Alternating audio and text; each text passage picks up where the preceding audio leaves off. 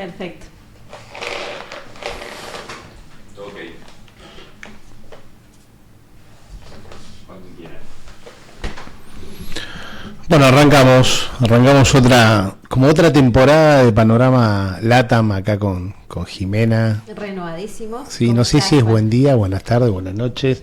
Depende de dónde nos estén mirando, con la intención de que sea el programa, que sea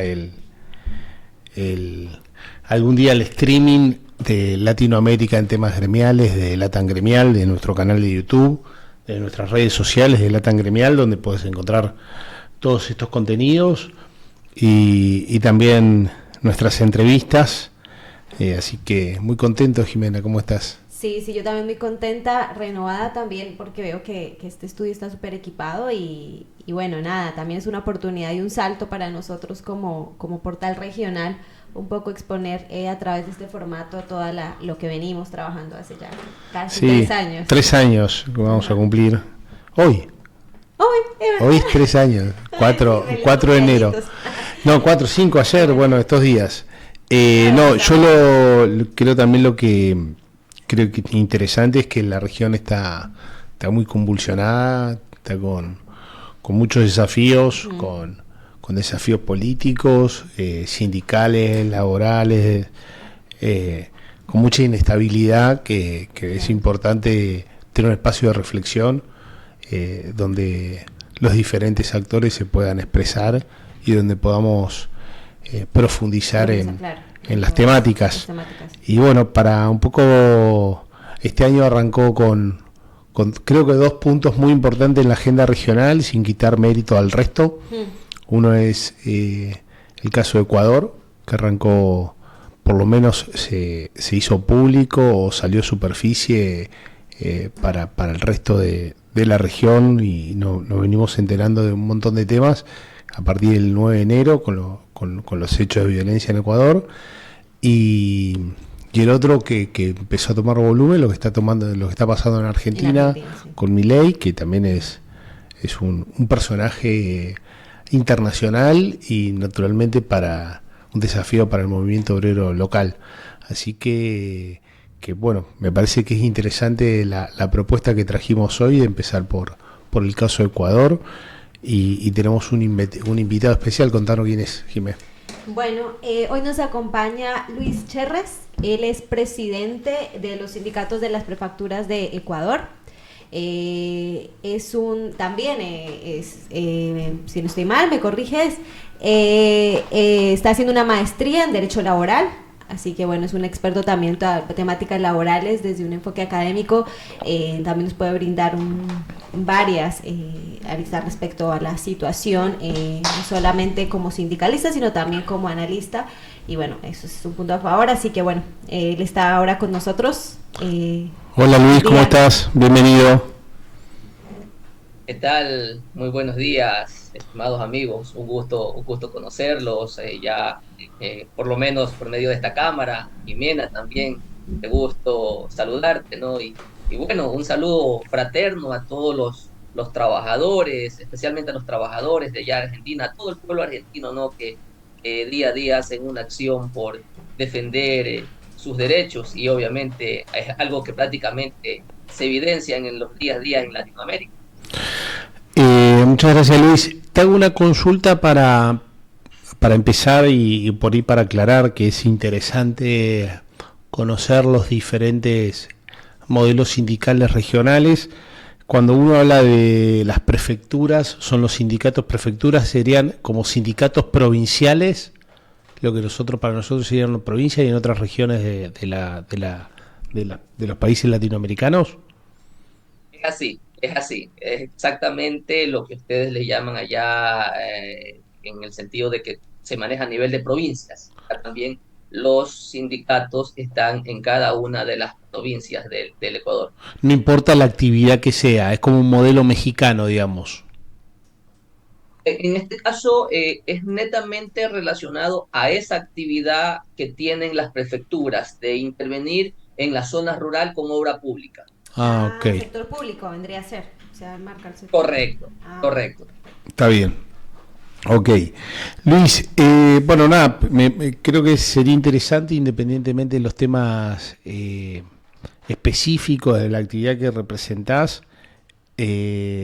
charlar, arrancar charlando del marco general que está viviendo Ecuador, y me parece que aprovechar esta oportunidad de comunicarnos con vos a partir de algunas medidas que se vienen tomando desde el 9 de enero, que sucedieron los hechos de público conocimiento, y una situación que está viviendo Ecuador que es parecida en algún sentido a otros hechos de violencia en la región.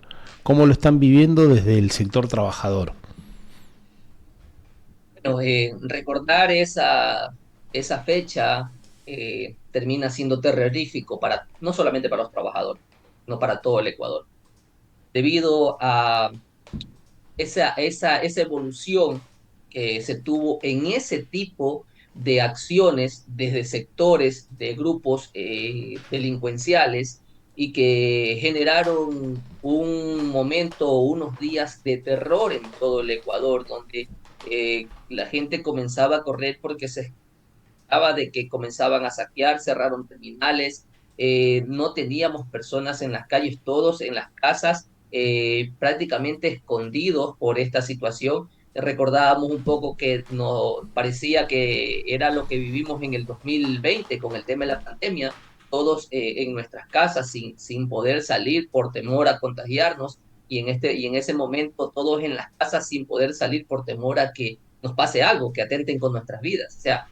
fue una situación muy terrible y que obviamente eso generó dentro de las acciones desde el sector también de los trabajadores algún tipo de exigencia al gobierno de turno de poder controlar y garantizar principalmente lo que es competencia de ellos por normas constitucionales, garantizar la seguridad de todos los ecuatorianos. Eh, claro, el momento de la pandemia, de alguna manera, había como una unidad de sentido naturalmente, de los trabajadores, de todos los habitantes, de una lucha común que era, en este caso, la cuestión del virus. Pero ahora la cuestión de la violencia es una cuestión que no es tan fácil de identificar, que están como más expuestos, ¿no? Correcto, y por eso fue la acción de buscar los mecanismos para exigir al gobierno que genere algún tipo de acción para poder garantizar y devolver un poco la tranquilidad de la población de manera general.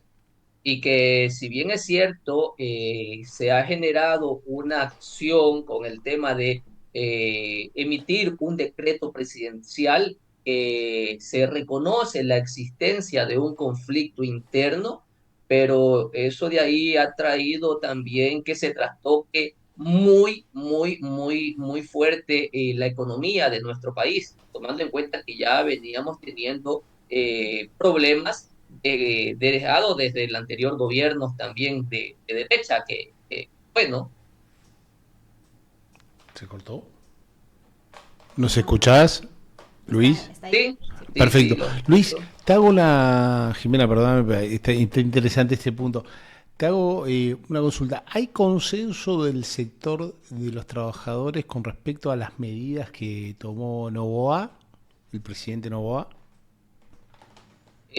Definitivamente no, debido a que decía, no, que si bien es cierto, es algo que el gobierno tiene que implementar de carácter urgente, la garantía constitucional de que todos los ecuatorianos podamos estar libres sin ningún tipo de presión o temor en el dar nuestras calles para realizar nuestras actividades diarias.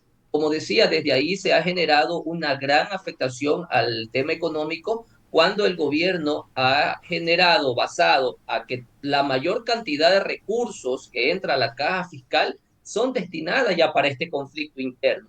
Y eso ha hecho que primero, debido a que no hay fuentes de trabajo, se agrave la situación. Segundo, de que a los trabajadores, al menos y en el sector público, como provinciales, municipales, que son a nivel de los cantones, se mantengan impago. La mayor gravedad se da dentro del tema de los municipales, ¿no? Tenemos eh, trabajadores impagos alrededor de 2, 3, 4 meses, y que eso obviamente agrava la situación de nuestro país, porque estás luchando contra la delincuencia que de una otra manera ha hecho tanta afectación a nuestro país, pero llegará un momento que se podrá prever de que los trabajadores de los diferentes sectores tendrán que salir obligatoriamente a hacer una acción más coercitiva. Buscamos los mecanismos para entrar en el diálogo. Creo que cada día nos preparamos para poder debatir en los diferentes niveles,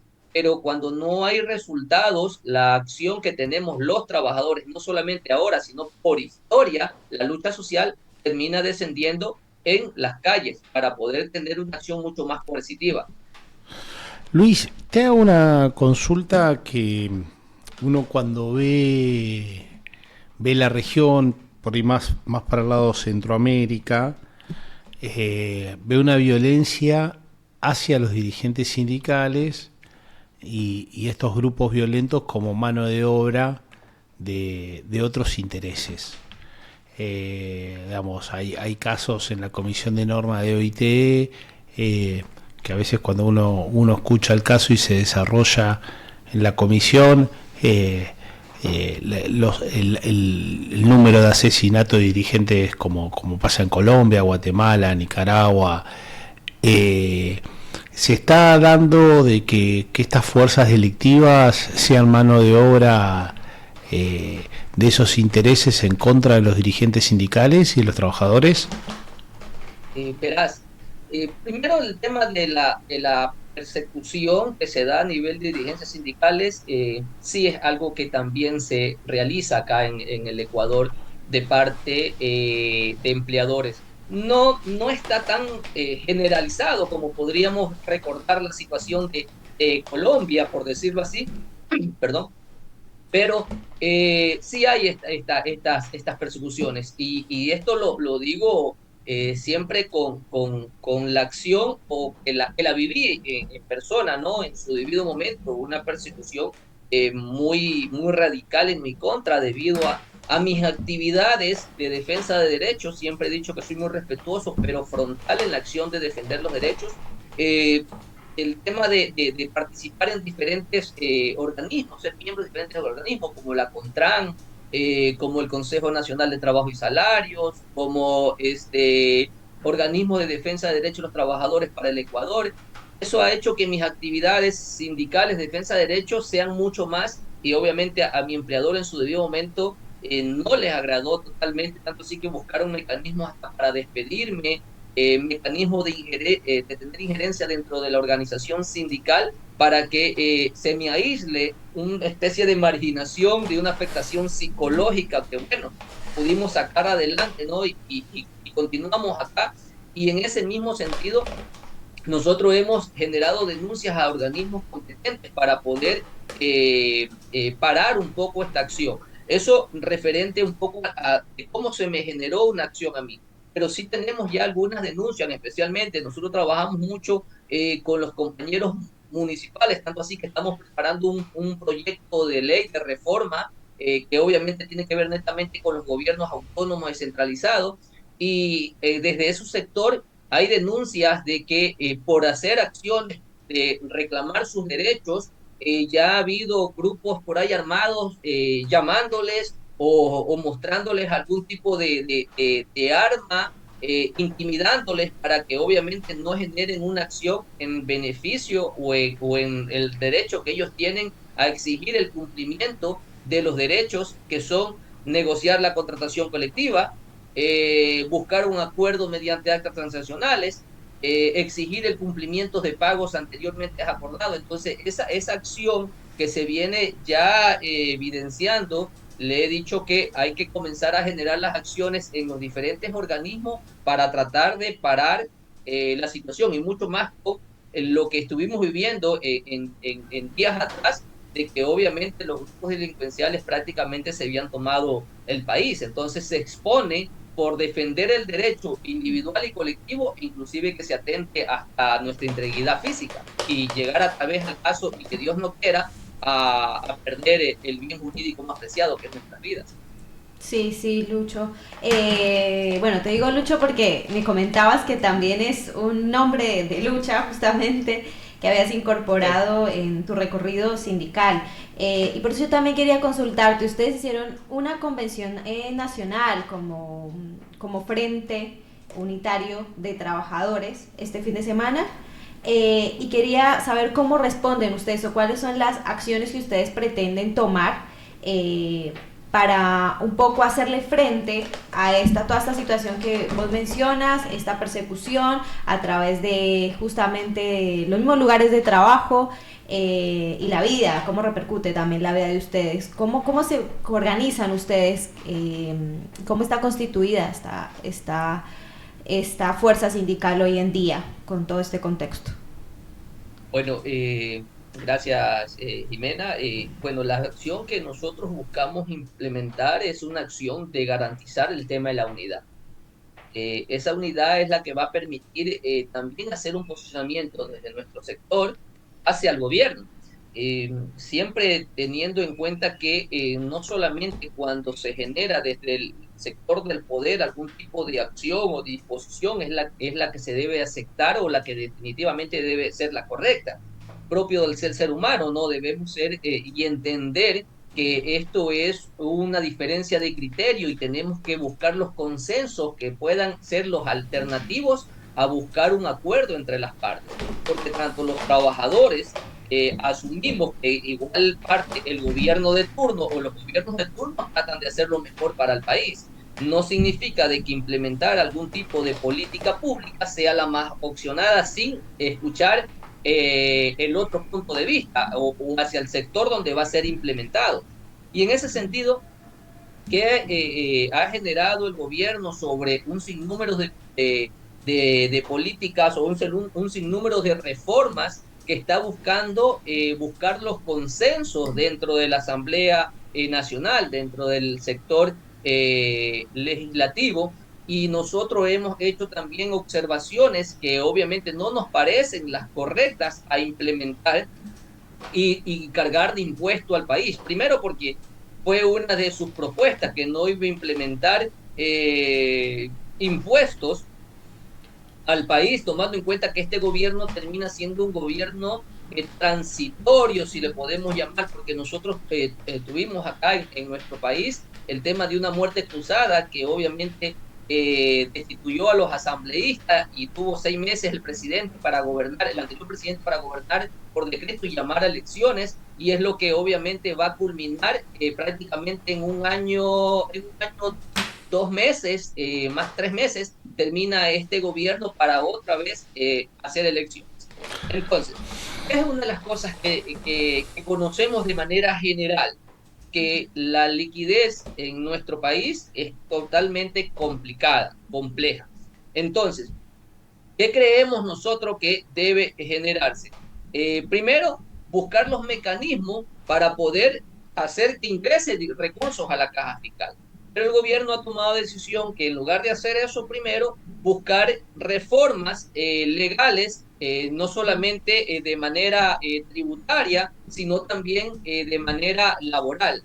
En ese sentido, nosotros tenemos nuestras discrepancias y hemos convocado a esta convención para tratar lo que el gobierno va a implementar o quiere implementar, y también cuál va a ser el escenario que nosotros vamos a utilizar para poder defender el tema del trabajo decente, el derecho a tener una remuneración justa, digna, y sobre todo en los actuales momentos acá en el Ecuador a tiempo, cuando les decía que tenemos ya afectaciones de 3 y 4 meses, de 2, 3, 4 meses de estar impago. Entonces, hoy el gobierno está combatiendo a la delincuencia. Si esta situación se continúa, y los trabajadores siguen impagos, obviamente van a caer en un estado de desesperación, de necesidad, de no tener el sustento para llevar ese pan a la casa. y obviamente no olvidemos que no justifico, pero uno de los principales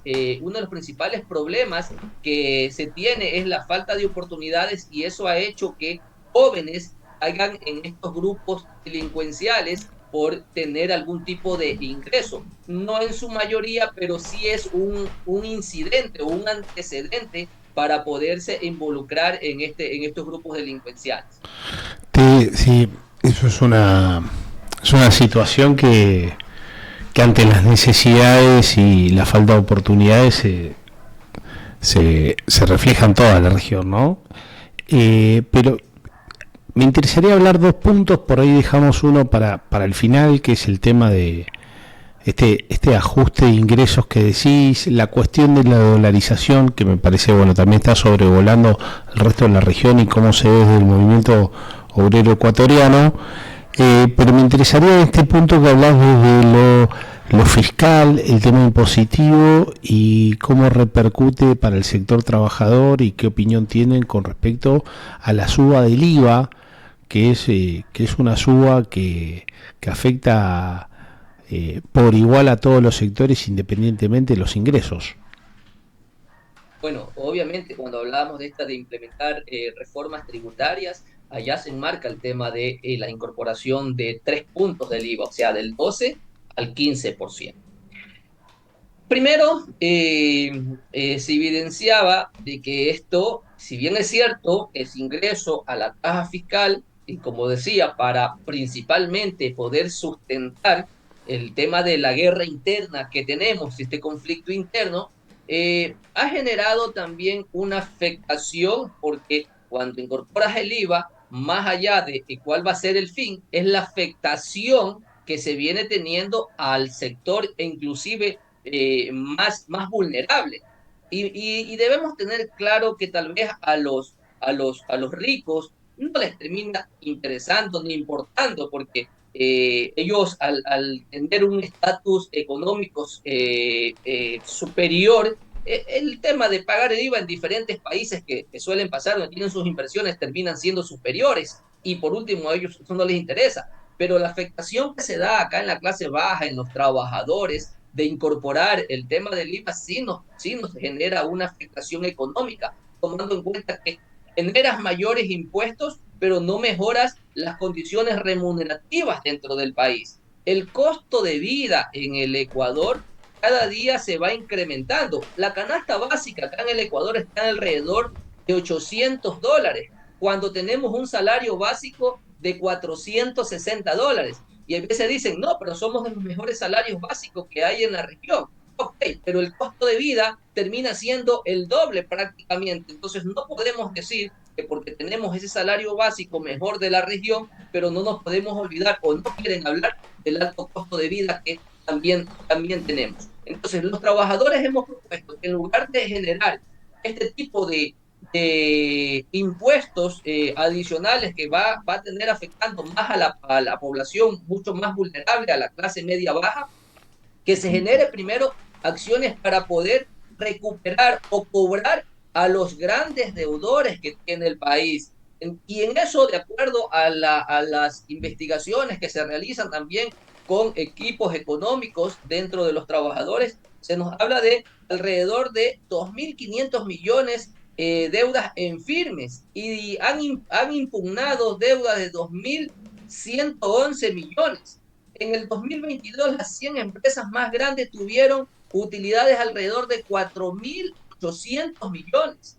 Hemos dicho que esos sectores, como las empresas mucho más grandes, que han tenido grandes utilidades, igual que la banca ha tenido una alta ganancia, también se genere algún tipo de impuesto especial para que ellos puedan en algo retribuir con el país que les ha dado todas esas utilidades, y poder mejorar las condiciones de todos acá en el país, y que no se cargue prácticamente a la clase media baja el cumplimiento de generar mayores ingresos para la caja fiscal. Ojo, me olvidaba decir esto, ¿no?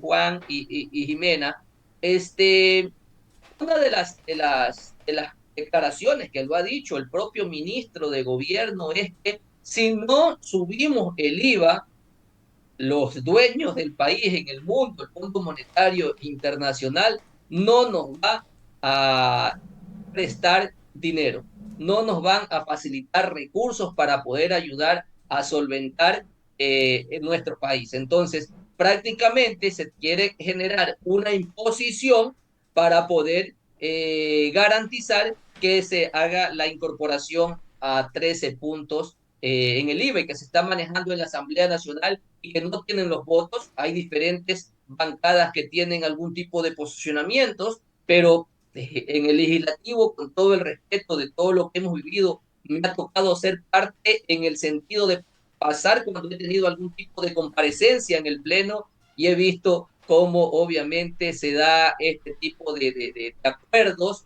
para poder buscar un consenso y esperemos que obviamente ese consenso que busca el legislativo, que tiene que quedar de mejor manera con el país, no sea el que vaya a afectar mayoritariamente a la población. Luis, yo te quería consultar por la consulta popular que están impulsando justamente desde el movimiento sindical, referente al trabajo por horas. Bueno, sí, ayer vamos a hablar sobre el tema de las reformas laborales, ¿no? Primero, la consulta popular. Yo creo que esto, y esto nos dan inclusive hasta las clases, prácticamente en Latinoamérica se viene evidenciando un nuevo gobierno busca tener una nueva constitución, que prácticamente vaya adaptándose a sus intereses. Y en ese sentido, hemos dicho de que, si bien es cierto y se evidencia que en el país no tenemos ahorita solvencia económica, generar una acción por una consulta popular cuando ya tuvimos elecciones el año pasado, que genera un gran gasto por el tema de estas elecciones.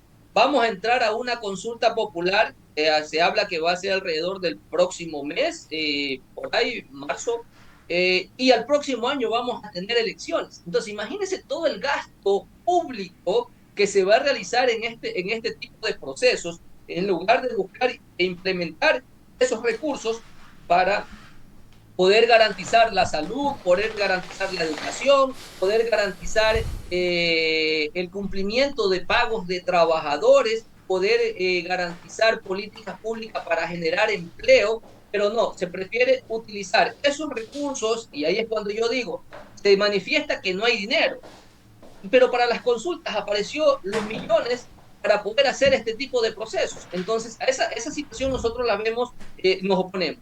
Y que obviamente, ¿a dónde se invoca el tema de generar el trabajo por hora? Según lo que me preguntabas, Jimena. Eso nosotros vemos que genera una afectación, porque hemos escuchado desde el mismo Ministerio del Trabajo de que la fórmula de cálculo para tener el valor hora en el Ecuador es de 460 dividido para 240 horas. $460 dividido para 240 horas. $1.92 más o menos, que lo que recuerdo en los actuales momentos, es lo que se implementaría el valor hora. Entonces imagínense cómo puede generarse algún tipo de mejora y no podemos llamarle una discriminación en el tema del sector laboral, una precarización, cuando tenemos una canasta básica familiar que está por los $800, tenemos un salario básico que está por los $460 y tener el pago de $1.60 por hora nos parece totalmente absurdo. Y tomen en cuenta, ¿no?, que cuando se hace la división de 240 horas es de manera generalizada, ¿ya? Pero obviamente en ese procedimiento va a trabajar de lunes a viernes, o si trabaja el día sábado debería pagarse con un doble de recargo. Pero eso va a abrir, entendiendo así, que muchos pueden llegar a aprovecharse de la necesidad que tiene la población por tener un trabajo. Y aquí hay algo que he dicho muy personal siempre cuando he tenido la oportunidad en algunos medios, que he dicho que los gobiernos de turnos suelen utilizar este tipo de estrategia para aprovecharse de la necesidad y la desesperación que existen esas personas que no tienen ningún tipo de ingreso y pueden llegar a terminar de decir, al no tener ningún tipo de ingreso, es preferible tener esto de aquí. Y eso genera que se juegue con la desesperación de ese trabajador, de esa madre de familia o de ese padre de familia para poder aceptar ese tipo de condiciones que no son las que deben garantizar un derecho constitucional acá en nuestro país y que debe ser a nivel mundial, es el derecho a un buen vivir. Y un derecho al buen vivir se considera cuando tienes una remuneración justa que ayude a sustentar las necesidades de tu familia. Jimé. Bueno, yo quería consultarte en base a eso, teniendo en cuenta también porque a raíz de todo este contexto y toda esta situación también que surgió desde inicio de año y este panorama laboral tan crítico, ustedes como organizaciones, como desde el Frente Unitario, también establecen algún tipo de alianza, algún tipo de actividades para estos días, para estos próximos meses. ¿Cómo se preparan ustedes como Bueno, una de las trabajadores? resoluciones que salió el día sábado en Quito fue reconstruir el colectivo unitario nacional de las organizaciones sindicales, sociales, indígenas, campesinas, para fortalecer la unidad del pueblo en defensa del trabajo digno, la vida, la salud, la educación, la naturaleza y la soberanía. Luis, te hago un paréntesis para entender. ¿En este frente participan todas las centrales sindicales de Ecuador? No participan todas las centrales sindicales. Acá cuando hablamos de centrales sindicales también tendremos que evidenciar un poco de centrales que en un gobierno anterior fueron creadas y prácticamente se manejaron en algún tipo de respaldo a ese gobierno de turno, ¿no? Pero lo que siempre he dicho es que cuando tenemos un posicionamiento claro y estamos en defensa de los derechos de los trabajadores, se debería dejar de lado las diferencias para buscar las coincidencias. Y las coincidencias es la que nosotros como Frente Unitario hemos propuesto en esta convención de buscar y de fortalecer las unidades con las organizaciones sociales, campesinas, que obviamente indígenas, que ahora obviamente van a ayudar a cerrar un puño de lucha para poder hacer un posicionamiento frontal hacia las políticas que generen el gobierno de turno y que pretendan afectar al pueblo mayoritariamente. Está bien. Te cambio de tema, Luis, y un poco es parte de una agenda que hay en esta región, de donde somos nosotros, que es Argentina, que es el tema de la dolarización. ¿Cómo, cómo visualizás hoy, después de un trayecto en el cual Ecuador estabilizó a partir de su dolarización, pero que bueno, nada, esto tiene naturalmente un corset, calculo que en temas paritarios, en estas discusiones que hablabas vos de la caja y demás? ¿Cómo lo ves como dirigente sindical el proceso hoy y cuáles son los puntos a observar que tratarías de aconsejar a un dirigente argentino? Bueno, el tema de la política que se generó en su debido momento por el tema de la dolarización, claro que nos generó grandes afectaciones, quiebra de negocios, porque en ese momento nosotros teníamos el sucre y teníamos un dólar que estaba en los 3.000 al cambio, al 5.000 y comenzó a dispararse de un momento a otro hasta llegar a 25.000. Y en ese momento se hizo la convertibilidad. Digo, la convertibilidad del sucre al dólar. Entonces, imagínate la afectación, porque al hacerse la convertibilidad, cuando tú tenías 25.000 sucre, se te convirtió en un dólar. Y todo lo que de una otra manera tenías como remuneraciones, simplemente lo que se hizo fue la convertibilidad a dólares y el poder de llegar a adquirir de mejor manera se nos resultó muy complicado y esto generalizó que inclusive muchas empresas quiebren, que la gente emigre, que inclusive por el tema de deudas, con el tema de organismos, con bancos, generarse una afectación y tuvieron que irse a otro país para tratar de huir de deudas, de huir de la situación compleja que se vivía en el país. Pero a pesar de toda esa afectación que se realizó, podríamos decir que en algo se vino posteriormente a los años a reorganizar dentro del país, o tal vez nos adaptamos ya a esa nueva moneda y que obviamente tuvimos que ir buscando los mecanismos para poder ir mejorando nuestras condiciones. En los actuales momentos sí nos preocupa muchísimo con todo lo que vivimos, de que se pretende, a veces se habla de desdolarización, que bueno, si me preguntas qué me parecería, yo diría que en estos actuales momentos no sería lo prudente porque sería agravar mucho más la situación del país, pero lo que queremos es que los gobiernos de turno sean centrados buscando los intereses del pueblo, no buscando sus intereses. Y hay veces cuando decía de buscar sus intereses, tal vez puede haber sido que los grandes grupos económicos, cuando se hizo la convertibilidad, cuando teníamos un dólar primero al 3 o a 5 al cambio, terminó siendo el 25 al cambio, y eso creería yo que lo que hizo fue beneficiar a los que siempre, ¿no? A los grandes grupos económicos. Y esa afectación se trascendió, lo que afectó se trascendió al pueblo. Luis, a partir digamos, de la parte de la estabilización de la moneda con esta convertibilidad y la dolarización, después de este proceso que vos marcás de endeudamiento y de las asimetrías que se generaron, pasado ese proceso, ¿hubo posteriormente inversiones, se instalaron capitales? Digo, digamos, esa situación de la moneda y ese cambio de la política fiscal favoreció en algún punto la creación de nuevos empleos en Ecuador. ¿Lo visualizan de alguna manera así desde el movimiento obrero?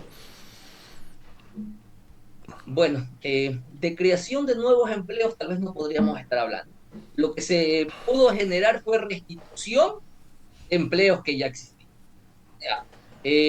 Uno de los principales problemas que tiene nuestro país es la falta de garantías, y que la evidenciamos, de generar inversión. ¿Por qué? Porque obviamente, ¿no? Con toda esta acción que se ha venido dando desde varios años atrás, de no tener un gobierno que de una otra manera garantice el tema de la inversión, obviamente ese recurso no llega como quisiéramos, y que obviamente, ¿qué es lo que va a garantizar eso? Que al tener ingresos de nuevas inversiones, vamos a tener también ingresos de nuevas plazas de empleo, nuevas plazas de trabajo. Pero lamentablemente al encontrarnos con todos los escenarios que tenemos acá en el Ecuador, de que no hay una seguridad jurídica para poder garantizar esa inversión, los grandes grupos económicos prefieren no invertir en nuestro país y obviamente buscar otros países para poder hacer una inversión con algo que les garantice tal vez inclusive hasta menos, el valor menor a la mano de obra, por el tipo de moneda que tienen. Pero lo que yo me enmarco es que acá en el país no se trata de que la mano de obra sea cara, se trata que es basado a que se está dolarizado, y las condiciones que tenemos dentro del índice inflacionario, las condiciones que tenemos en la canasta básica familiar relacionado al salario básico, son las que obviamente no terminan engranando de buena manera y garantizar el progreso y el bienestar de las personas acá en el Ecuador, mayoritariamente. Y entonces, en cuanto a seguridad social, quebradísimos, porque yo he visto también que denunciaron mucho la caída del Instituto Ecuatoriano de Seguridad Social, con el tema laboral, justo con los puestos de trabajo también que andan ahí tambaleando, y en realidad el servicio como tal, o sea, no tienen garantía ni siquiera de seguridad social, o sea, la gente.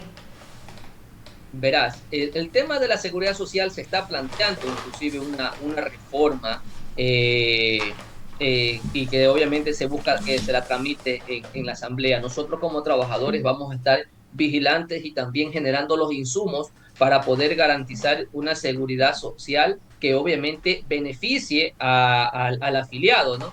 Pero eso ha generado en los actuales momentos y lo que ha dicho los gobiernos, lo que vienen diciendo los gobiernos de turno es que la seguridad social tiene tendencia a quebrar, a no poder seguir cumpliendo con el derecho de las personas que han aportado por 10, 20, 30, 40 años y que obviamente se jubilen y tengan una pensión digna que ayude a sustentar esos años que tal vez puedo decir que podrían quedar de vida. Pero ¿dónde se afecta de el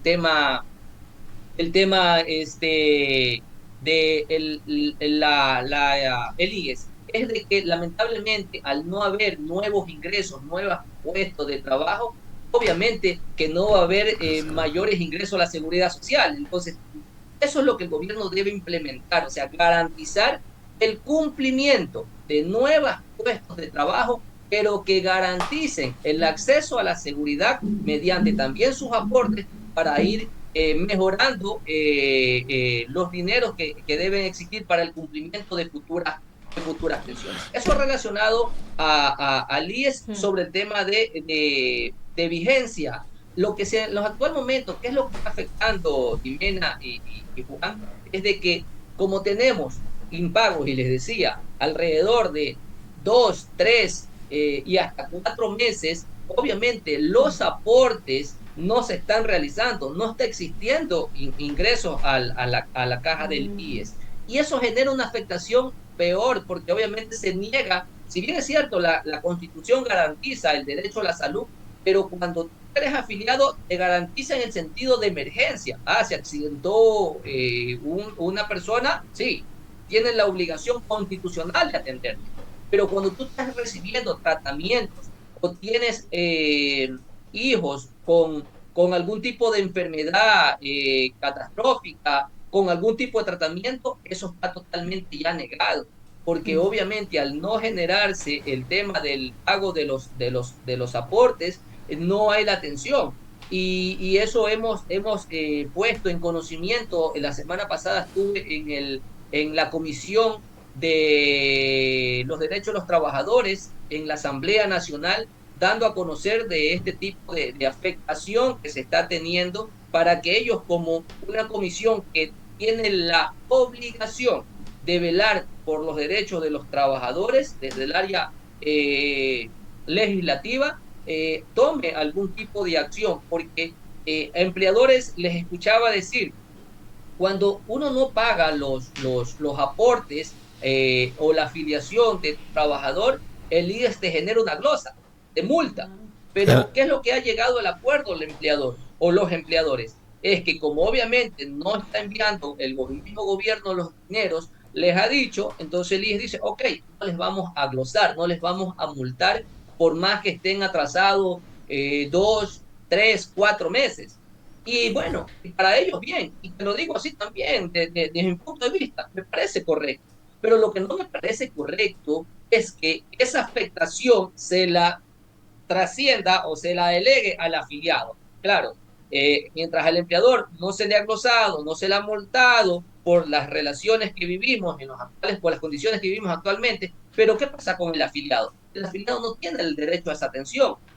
Su hijo no puede continuar con tratamiento con áreas externas. Entonces, le dije a la comisión, bueno, si hay este tipo de acuerdos que se ha hecho, en algún momento lo dijo el presidente del AME, de los municipales, un alcalde, bueno, entonces también genérese una acción para los afiliados y que no se le pare la atención ni del afiliado ni tampoco de los hijos que realizan algún tipo de tratamiento en áreas externas, para poder generar un tema de equidad o un tema de igualdad.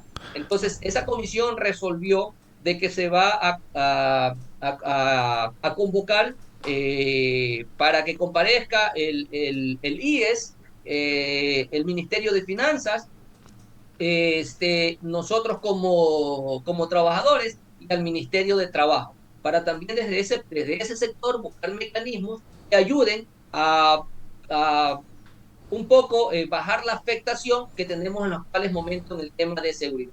Y hay unos empleadores, con esto culmino, Jimena, hay unos empleadores que inclusive han hecho los descuentos, se evidencia, puede ser que sea algún tema contable nada más que se evidencie, pero lo que pasa es que se da a entender de que se hace el descuento de cuando la persona tiene tribunal de menores, por el tema de estar separado, hemos evidenciado que en sus roles de pago se les descuenta, pero cuando les solicito que hagan la consulta al SUPA, que se llama este organismo, se evidencia que no se ha pagado. Y le he dicho a los asambleístas, aquí se está afectando también el bienestar del menor, cuando la Constitución dice que lo que debe priorizarse es que el menor tenga esa protección de un sustento para su alimentación. Y lamentablemente eso también está pasando se los he puesto en conocimiento para tomar algún tipo de acción. Luis, sí, el sistema de seguridad social en toda la región está en una crisis que necesita, independientemente de las particularidades, ser replanteado. Todas las cajas en la región están con las mismas problemáticas porque también son el formato de los nuevos tiempos, ¿no? Menos trabajo, más trabajos irregulares y eso va afectando. Te hago una pregunta un poco más global. ¿Cómo calificás, y con esto la última pregunta de mi parte, cómo calificás el diálogo social desde el gobierno o el diálogo, como es el diálogo tripartito en Ecuador en estos tiempos? Con la agenda un poco general que acabas de contarnos durante todo el programa. Bueno, cuando hablamos de un diálogo social, nosotros primero, para hablarlo en Ecuador, lo tenemos por norma constitucional, en el numeral 10 del artículo 326. Pero lo he hecho uso y puedo decir que no tiene los resultados coercitivos. Me ha tocado vivir que inclusive empleadores han dicho de que no tienen la obligación de comparecer a un diálogo social. Y verídicamente, no, si bien es cierto, está como norma constitucional, pero le he dicho a los anteriores ministros de Trabajo, esto tiene que cambiar, que tiene que ser mucho más positivo, que tiene que haber verídicamente de ese diálogo algún tipo de acuerdo tiene que salir. O muchas veces los empleadores delegan a funcionarios que ni siquiera van con el poder de decisión, sino que simplemente van y escuchan fuerzas para hacer la exposición de la manera más técnica y buscar un mecanismo de acuerdo, y te terminan diciendo en pocas palabras, sí, está muy bien, los he escuchado, pero no tengo la capacidad ni la facultad para decidir y tengo que hablar con su jefe, con el empleador. Entonces, termina siendo como que hacerte pasar el tiempo. En el diálogo tripartito, que obviamente vemos el tema de la participación de la OIT, gobiernos, trabajadores, bueno, acá en el Ecuador tal vez no hemos tenido la mejor experiencia en ese sentido, porque no ha habido todavía una acción, más allá de que se han denunciado diferentes casos en el Ecuador, tener un mecanismo para buscar un tipo de acuerdo. Seguimos generando acciones, denuncias, que obviamente el gobierno de turno a veces termina incumpliendo convenios ratificados por el Ecuador, y cuando hablo de estos convenios puedo para focalizar nuestro sector, el 87, el 98, puedo decir que tal vez tuvimos la mala suerte de que en la convención de Ginebra que se dio el año pasado, en junio, no entramos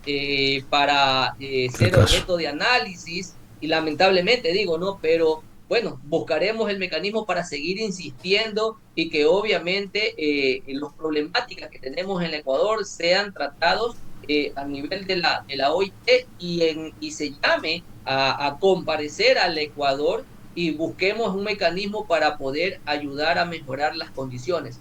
hay que dejar claro que los trabajadores no somos ni seremos enemigos de ningún empleador, pero sí lo que tenemos claro es que vamos a generar una acción de lucha contra cualquier empleador o gobierno que pretenda afectar los derechos que tenemos, que son progresivos. Eso es por norma constitucional y eso creo que lo tenemos en todas nuestras constituciones. Entonces debe generarse esta acción. Y no solamente cuando hablamos de progresividad de derechos, no, entonces vamos a hacer una reforma, una consulta popular y con eso nos justificamos de que las acciones que queremos implementar no terminan siendo regresivas. Lo único que estás buscando es otro mecanismo para poder implementarlo. Perfecto. Jimena, ¿una pregunta más? Yo por ahí, bueno, tú estás más en el sector público. Yo quería consultarte un poco cómo ves en cuanto a las empresas más importantes, digamos, que tienen por ahí injerencia o que repercuten más, digamos, en la economía ecuatoriana. ¿Cómo ves el sector privado, las condiciones de trabajo? ¿Han habido despidos? Con toda esta crisis, ¿cómo repercute eso también en esa parte? Bueno, de lo que de otra manera tal vez tenemos mucho más incidencia propio de que en el sector privado puedo decir que tal vez para el empleador termina siendo más fácil despedir a un trabajador que en el sector público. Claro. Pero post pandemia o dentro de pandemia se generó un sinnúmero de despidos que lamentamos muchísimo que estos empleadores implementaron este tipo de acción y despedirlos que tenían 20 años, 15, 25 años sin ningún tipo de indemnización, ¿no? Todo por el tema de esto de justificarse con el tema de la pandemia, entre comillas, lo manifestamos. Pero una de las principales, por decir así, acciones que se quieren implementar del trabajo por hora va a ser focalizado netamente es al sector privado, o sea, o mayoritariamente va a afectar es al sector privado. Entonces, eso nosotros vamos a generar y vamos a combatir también con algún tipo de alternativas, con algún tipo de propuestas y principalmente, una de las principales cosas es que no se generen regresiones de derechos porque creemos de que todos tenemos ese derecho a tener una vida digna, una vida que obviamente nos ayude a sustentar a todas nuestras familias y que siempre con nuestra mano de obra vamos a impulsar también de esa manera al desarrollo de nuestro país, no solamente el tema de aplicación de la ley, sino que obviamente la mano de obra es la que va a hacer que este país se desarrolle de mejor manera. Claro, sí. Bueno, Luis, muchas gracias. Mira, Jimena y Juan, no sé si me permites que no quiero desaprovechar la oportunidad. Una de las acciones que nosotros ahora actualmente estamos haciendo dentro de las prefecturas es una acción por un proceso de despido a un compañero secretario general. Él es secretario de una prefectura que viene con una lucha de largos años. Le cito, ¿no? Acá tenemos en Ecuador un acuerdo que genera el tema de la negociación de contratación colectiva, que si bien es cierto, no garantiza la libertad que hablan los convenios, pero, en fin, hay este acuerdo, ¿no? Con unas remuneraciones desde 561 en adelante, ¿no? Dependiendo las funciones que realices. Pero estos trabajadores tienen un salario básico de $460. Entonces ellos vienen haciendo una acción de muchos años atrás que que respaldamos, que buscamos los mecanismos para seguir haciendo lucha, pero ¿qué pasó en los últimos meses? El empleador viene y le genera una acción privada, alegando de que se generó el daño a la honra y con eso poder obtener una sentencia en contra del compañero de 15 días de prisión, cosa que obviamente no se logró que se capture al compañero por diferentes acciones que se realizaron estratégicamente. Pero no conforme con eso, generó una acción de que la sentencia no sea de 15 días, sino que se dé de 30 días. Cosa que obviamente mediante las acciones que hemos realizado no procedió, se ratificó, si bien es cierto, los 15 días, pero no se logró detenerlo y aún seguimos luchando, a pesar que esta pena privativa ya prescribió, seguimos buscando las acciones ante los jueces, que lamentablemente creo que es de conocimiento nacional todo lo que vivimos o lo que vemos en las acciones judiciales. No todavía tenemos un pronunciamiento de que esta acción ya esté prescrita, más allá que obviamente en tiempo ya así lo es, pero no hay por disposición de juez. Y no conforme con esto, al ver que no se coincidía el tema de que no se lo podía detener, generó una acción por visto bueno, la solicitó ante el inspector de trabajo. Y este inspector de trabajo ha dado paso a ese visto bueno, y que obviamente en su argumento no nos convence de que haya existido un incumplimiento de este compañero secretario general. Es así que la semana pasada, el día jueves, si mal no recuerdo, ya me hizo llegar el aviso de salida que te genera también el IS. O sea, lo ha despedido. Vamos a buscar nuevas acciones, como plantear tal vez la figura del despido ineficaz, como es dirigente sindical, pero sobre todo he buscado el mecanismo para llegar a la ministra de Trabajo y ponerle en contexto un poco la situación. Y les digo algo, este empleador en las elecciones que tuvimos el año pasado, en medios de comunicación dijo que los sindicatos son el principal problema del Estado ecuatoriano. O sea, con ese tipo de posicionamientos de este empleador, le he dicho a la ministra, ¿cómo no me voy a esperar este tipo de acción? Y le he dicho que no buscamos que beneficie a los trabajadores. Nosotros no queremos tener un ministerio a favor de los trabajadores. Obviamente lo que queremos es que un ministerio garantice la seguridad y el respeto a los dirigentes sindicales, basado a esa responsabilidad que tenemos, basado a esas garantías constitucionales y de convenios internacionales que tenemos para generar nuestras acciones, y que sobre todo los empleadores también deben ser respetuosos de las acciones que realizamos desde nuestro sector, con el objetivo de defender el derecho de nuestros afiliados.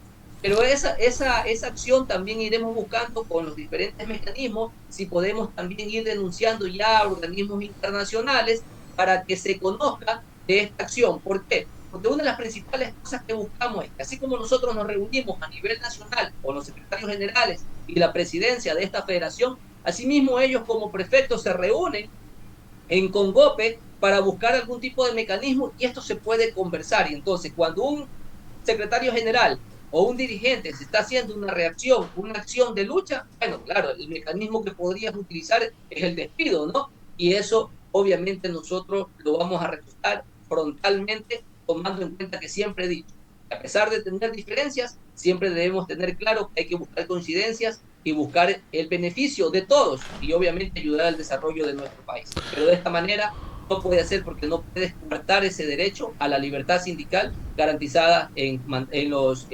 convenios internacionales ratificados por el Ecuador.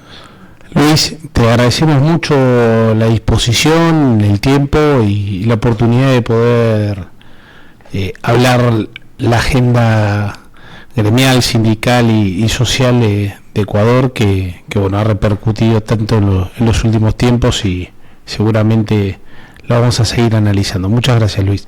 Muchas gracias. Estaremos en contacto entonces por las próximas medidas. Un abrazo, Juan, y igual Jimena, un gusto haber estado acá con ustedes y siempre a las órdenes para poder aportar de lo poco que podemos nosotros saber, como siempre digo. Un abrazo. Gracias. Muy bien. Y nosotros nos despedimos, los invitamos a seguir nuestro canal de YouTube de Latam Gremial, así vamos programa a programa charlando de las cuestiones, la agenda de la región que tanto importa. Muchas gracias. Hasta luego. Nos vemos.